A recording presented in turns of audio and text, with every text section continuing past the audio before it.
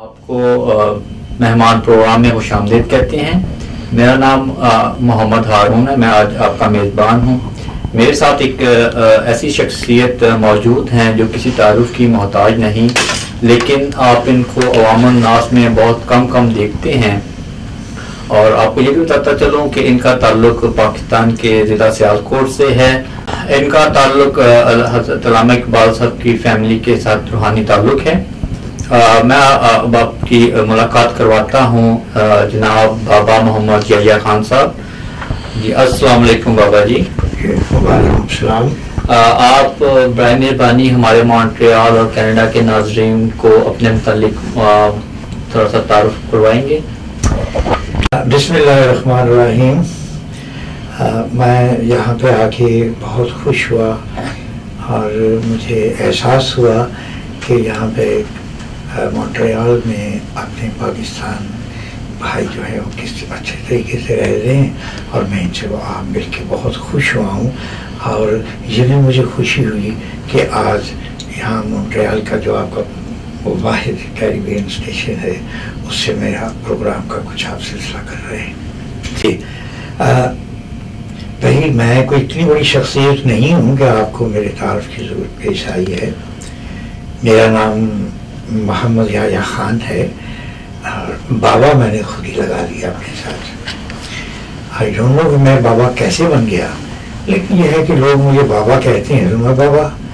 اب یہ ہے کہ میں سیالکوٹ سے میرا تعلق ہے، اور میں کوئی پڑھا لکھا انسان نہیں ہوں، اور نہ ہی میں کوئی اتنی معروف شخصیت ہوں کہ میں اپنے بارے میں کچھ بتاؤں، اور نہ میرے پیچھے کچھ ایسا سلسلہ ہے بیک گراؤنڈ میں کہ جس کو بتاتے ہوئے میں کچھ فخر محسوس کرتا ہوں۔ تاہم یہ ہے کہ اللہ پاک نے مجھے جیسے بنایا، جو کچھ اللہ پاک نے مجھ سے کام دیا، اس میں میں یہ سلسلہ سارا کرتا رہتا ہوں۔ جی بابا جی، ابھی آپ نے ذکر کیا کہ آپ پڑھے لکھے نہیں ہیں، بس یہ پوچھنا چاہ رہے ہیں یہ کیسے ممکن ہے کہ آپ کسی اسکول، کالج یا یونیورسٹی نہیں گئے اور اس کے باوجود آپ بہت ساری کتابوں کے مصنف بھی ہیں؟ برائے مہربانی اس کے بارے میں تھوڑا آپ ہمیں بتائیں گے؟ دیکھیے جی، میں ایمانداری سے یہ بات سمجھتا ہوں کہ تعلیم محض کالجز اور یونیورسٹیوں سے یا اسکولوں سے ہی حاصل نہیں ہوتی ہے، تعلیم اس دنیا سے بھی حاصل ہوتی ہے، اللہ کے اچھے بندوں سے بھی حاصل ہوتی ہے، درویشوں سے بھی حاصل ہوتی ہے۔ میں واقعی کسی اسکول کالج میں نہیں پڑھا، اور نہ ہی میرے پاس کوئی ایسا میرے پاس تعلیم کا معیار ہے، لیکن یہ محض اللہ کا کرم اور فضل ہے کہ اللہ نے مجھے یہ ودیت فرمائی ہیں یہ چیزیں، اور پھر میرے بزرگوں کا فیض ہے، علامہ صاحب کا فیض ہے، اشفاق احمد صاحب کا، قدرت اللہ صاحب کا، ممتاز مفتی صاحب کا، بانودی کچیا کا، یہ اور دیگر بزرگوں کا فیض ہے کہ اللہ سبحانہ وتعالیٰ نے مجھے یہ بہت کچھ عطا کیا ہے، جس کے لیے میں اس کا جتنا بھی شکر گزار ہوں اتنا ہی کم ہے۔ اور پھر یہ میری جو کتابیں ہیں جن کو آپ کہتے ہیں کہ یہ بہت بڑی کتابیں ہیں دنیا میں، ٹھیک ہے، یہ میرے بزرگوں کی دعائیں ہیں، اور اللہ پاک کا کرم ہے کہ اللہ نے مجھے توفیق دی اور اللہ نے ہمت دی کہ میں ایسی کتابیں وہ اپنا تصنیف کر سکا۔ لیکن حقیقت یہ ہے کہ جو کچھ بھی میں نے لکھا ہے وہ میرا نہیں ہے، مجھے عطا ہوا ہے، اور اس کے لیے میں اللہ سبحانہ وتعالیٰ کا بڑا شکر گزار ہوں۔ ہم اپنے ناظرین کو بتاتے چلیں کہ ہمارے پاس اس وقت بابا جی کی 3 تحریر کردہ کتابیں ہیں، جن میں ایک یہ پیا رنگ کالا ہے، اور اس کے علاوہ بابا جی کی تیسری کتاب شب دیدہ ہمارے پاس موجود ہے۔ بابا جی، آپ کی نظر میں دنیا میں سب سے اچھا فعل کون سا ہے؟ میں سمجھتا ہوں جی کہ ہر وہ کام اچھا ہے جو انسانی بہبود کے لیے کیا جاتا ہے۔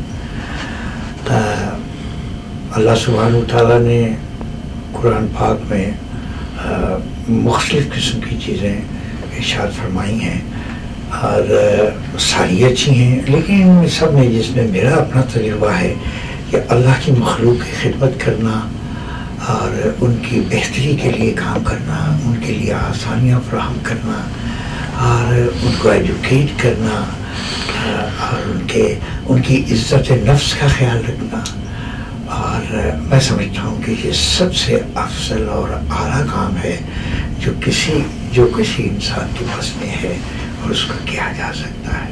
میں اسے دنیا کی سب سے بڑی عبادت سمجھتا ہوں۔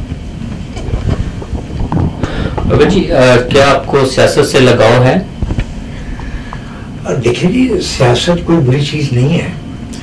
سیاست جو ہے وہ کسی ملک کے لیے بڑی ضروری ہے، اور یہ ایک سائنس ہے، یہ ایک علم ہے، اور اس کے بغیر تو کام نہیں ہوتا، لیکن یہ ایک مخصوص قسم کے لوگوں کا کام ہے۔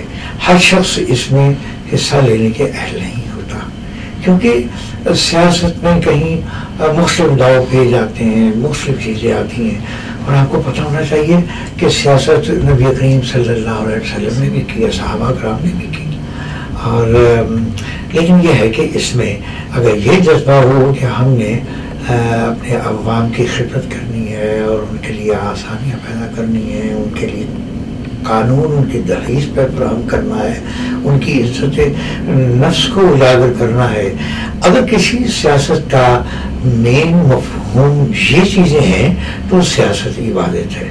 اگر سیاست جو ہے وہ ایک چنگیزی رہ جاتی ہے اور وہ کبھی بھی پسندیدہ فعل نہیں ہے۔ بابا جی، آج کل ہمارے ملک میں جو اسلام کے نام پر جو کچھ ہو رہا ہے، اس سلسلے میں آپ ہمارے ناظرین کو تھوڑا بتائیں گے پلیز؟ دیکھیے جی، دنیا میں جہاں بھی آپ دیکھیں تو وہی کچھ ہو رہا ہے جو صرف پاکستان میں ہو رہا ہے، لیکن ہماری بد نصیبی یہ ہے کہ ہم بدنام زیادہ ہیں۔ جیسے کہتے ہیں کہ بد سے بدنام برا ہوتا، تو ہم بدنام زیادہ ہو گئے ہیں۔ کچھ ہماری پالیسیز ایسی ہیں کہ جو پسندیدہ نہیں ہیں، کچھ ہمارے اپنے طور طریقے ایسے ہیں کہ جو دوسروں کے لیے ٹھیک نہیں ہے، اور حقیقت یہ ہے کہ ہم نے اس ملک کو لا الہ الا اللہ کے نام پہ حاصل کیا تھا، اور افسوس یہ کہ آج ہم اپنے اس موضوع سے، اس راستے سے بھٹک کے کسی اور طرف جا نکلے۔ آج اس وقت ہم دنیا میں انتہائی ذلیل و خوار ہو رہے ہیں، ہماری حالت بڑی زبوں ہے، اور ہم لوگ اچھی نظر سے دنیا میں نہیں دیکھے جاتے، جبکہ مسلمان جو ہے وہ میں سمجھتا ہوں کہ اللہ کا ایک پسندیدہ سلسلہ ہے، اور ہمیں ان چیزوں کو خیال رکھنا چاہیے، لیکن اللہ بہتر کرنے والا ہے، اور ایسے حالات میں سمجھتا ہوں کہ دنیا کی ہر قوم پہ آتے رہتے ہیں، اور اس سے گھبرانے کی ضرورت نہیں ہے، ٹھیک ہو جائے گا سب کچھ، قومیں ایسی ہی بنتی۔ بابا جی، موجودہ حالات میں پاکستان کی جو دینی اسلامی جماعتیں ہیں، آپ ان کے کردار کے بارے میں کیا کہیں گے؟ دیکھیے جی، پاکستان میں بہت سی دینی جماعتیں، بہت سے اچھے لوگ ہیں جو دین کا کام کر رہے ہیں، اور وہ پاکستان سے مخلص بھی ہیں، لیکن بد نصیبی ہے ہماری، اور مجھے انتہائی افسوس کے ساتھ کہنا پڑتا ہے کہ کچھ دینی جماعت ایسی بھی ہیں کہ جن کے ہاں انتہا پسندی آ گئی ہے، جنہوں نے اسلام کو غلط طریقے سے پیش کیا ہے، ان کے ہاں شدت پسندی ہے، جبکہ اسلام اس شدت کو منع کرتا ہے۔ ہمارا اسلام ہمیں اعتدال کی زندگی بسر کرنے کا سبق دیتا ہے۔ وہ کہتا ہے کہ معاف بھی کر دیا جائے، وہ کہتا ہے کہ قانون کو جو ہے اس کو بھی نافذ کیا جائے، کہیں سختی بھی کرو، کہیں نرمی بھی کرو، لیکن افسوس یہ کہ ہماری کچھ چند دینی جماعتیں جو ہیں ان کا کردار غلط رہا، انہوں نے دین کی بجائے اپنی دینی سیاست کو یا اپنے معاشرت کی سیاست کو سامنے رکھا، اور ایسا یہ فعل کوئی اچھی بات نہیں۔ سکون قلب کیا ہے؟ کیا آج کل کے دور میں یہ ممکن ہے؟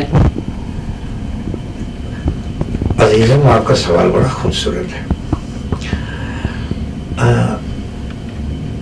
بزرگ فرماتے ہیں کہ اللہ کو یاد کرنے سے، قرآن پڑھنے سے، دین پہ عمل پیرا ہونے سے انسان کو سکون قلب میسر ہوتا ہے.